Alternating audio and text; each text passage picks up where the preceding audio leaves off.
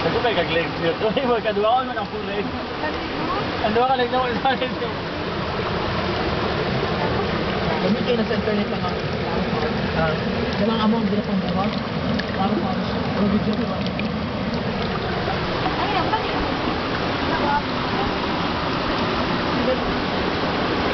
Naima lang, damit ko ano Marlon. Light, camera, action! Hello, isang magandang hapon na naman sa inyo. Tag street na naman ang pinuntahan namin. Ito yung tinatawag nilang hot spray. Particularly dito sa bagong ilang. Bagong silang. Parang bagong silang. Sitio ng San Jose, General Santos City. Madami kami ngayon. Siyempre. At meron kaming guide. Guide. Mainit ang tubig. Kumukulo. Sabi mo init eh ba? Ang utak Baka niya. nung init ba?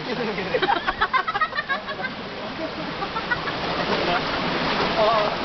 Yan si Manong, ang driver namin. Magaling yan. Magaling sa kama.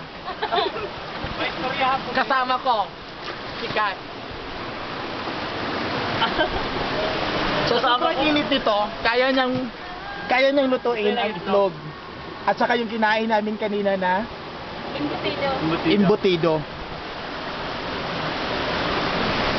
Ayan. Speechless ako dyan. At saka dyan. Walang masabi. Sa mga homeboy. Ayan. Crush niya, sila. Ambisyon niya, yan. Ang totoong asawa, ang nakaraan. Hanggang sa susunod. Bye-bye.